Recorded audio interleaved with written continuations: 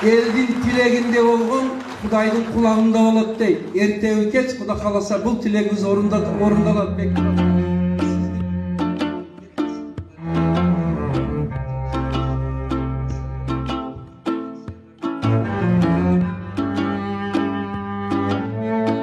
Бұл іс-шара ата-енелерге, оқушыларға, мұғалімдерге, жаңы дайындалған мектеп жетекшілерге өте бір зарыл, пайдалы екендігini өздері айтышып, сұраулардан, жазған хаттарынан, қайрылуларынан сезіліп тұрады да. Себебі азыр білім беруде проблема өте көп. Ошолорду чечүүгө біраз да болса жардамы тиет. 0 жаштан бала бойго бүткөндөн баштап 21 жашка чейинки ал жагы бер жагы 18-17 жашка чейинки балдардын физиологиясы, гигиенасы, психологиясы, методикасы кандай кылып тарбияласа балдар мындай эркин болот. Мына ушунун бардыгы ушул китепте жазылды. Ушунун бардыгыга мен ата-энелерге тиешелүү сунуштарымды айттым. Балдардын начар окугандыгынын бир себеби ата-энеден. Үй бүлөдө тарбия жакшы болуш керек деп. Мугалимдерге айттым. Мугалимдер өзүбүздүн кесипкейлигибизди жогорулатыш керек.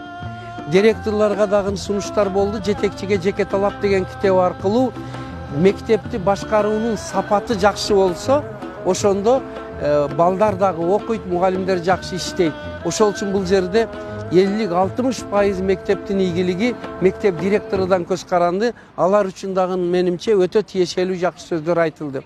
Андан тышкары мына Талас мамлекеттик университетинин мугалим студенттери менен дагы жолуктук. Аларга дагы болочок педагогдор катары тиешелүү баалуу ойлор айтылды. Мени менен келген бирге профессор Кыргызбай Добаев дагы, Алимжан Алибеков дагы бир жакшы ой пикирлерин айтышты. Мынай ар бириңе, мынакта отуруп аткан залдын баардыгында мы уже сидим под цифровом концлагере.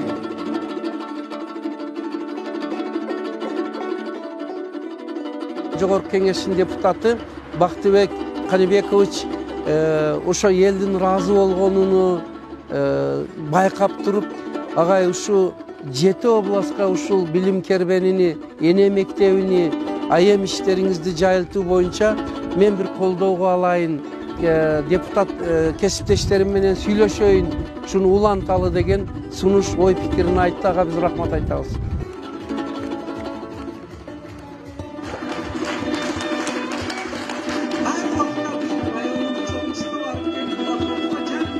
Мына Талас областык билим методика борбору Салтанат Бейшенова, областык өкүлчүлүк, губернаторунун орунбасары, акимият, акимдерге жана мына бизди уюштуруп Бишкектен алып келген Асылбек, Адина, Нурбек, баарыңыздарга терең ыраазычылыкты айтыш керек. Мындай бардыгы системдүү түрдө, пландуу түрдө уюштурулуптур. Бириден чыгып экинчисиге барсак, залда эл толтура күтүп, бардык шарт түзүлүп турат. Ошол үчүн мен уюштуруучуларга дагы чоң рахмат айтып, эсендик ийгилик каалаймын.